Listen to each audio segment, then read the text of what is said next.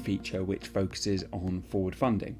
This is particularly useful for a development such as this one, which I'm going to run you through, which has a breakdown of some affordable housing, so 8 affordable housing units which are 2-bedroom apartments, and then there's 20 open market units split down as 2 beds and 1 beds. So I'm just going to show you what I put together here. We've inputted that accommodation, so we've clearly broken out the affordable housing into this unit type. Then we've got a unit type for the 2-bedroom apartments and a unit type for the open market 1-bedroom apartments. The build cost has been split to reflect that as well. So we've got the preliminary costs which are covering the entire site.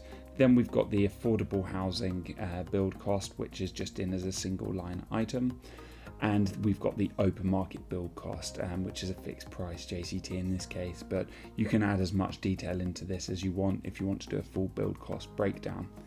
We've also factored in some other costs, so statutory costs here like the Section 106 or SIL and planning fees, and then we've also got the professional fees, things like architects, engineer, etc. The site purchase is in here at £5 million, and we can see from our residual site value at 6.5, which the site is being purchased at a good price. We can always tweak our target return for the residual by using this tool down here. But the main reason we're here today is to look at this forward funding feature. So when I jump into the finance tab, you can see that this new box has appeared here. So it says forward funding none. That's because everything right now is being funded by developers' equity. So using this drop down, we are able to select which elements of the financial appraisal are going to be forward funded. So this is why it's important to label those sections in the sales and the build, because now we can clearly see that the affordable housing units for the sales and the build elements can be ticked like this. So I navigate away from that menu and I can now see a breakdown which shows what is being forward funded. So now you can see that the remainder of the project is shown below and what's forward funded is shown up here.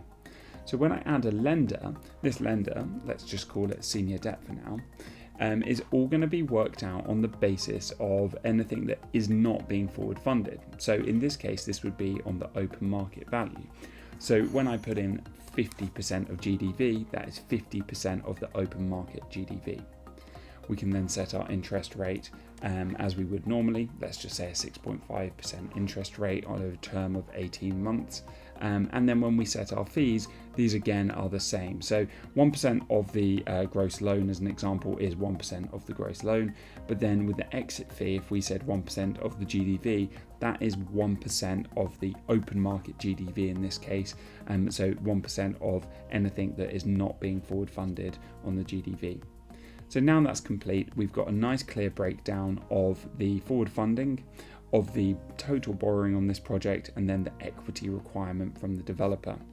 When I go through to the report, I can just quickly show you that in here we've then got all of those elements broken down. So in the revenue breakdown, you can clearly see here that the affordable housing is marked.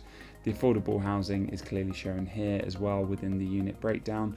And then when we get to the build cost, we can see that the affordable housing is being forward funded.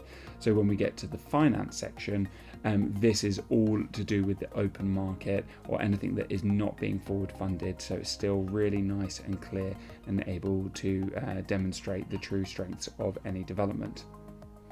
So that is forward funding. If anyone has any questions, feel free to reach out to us at support@aprao.com.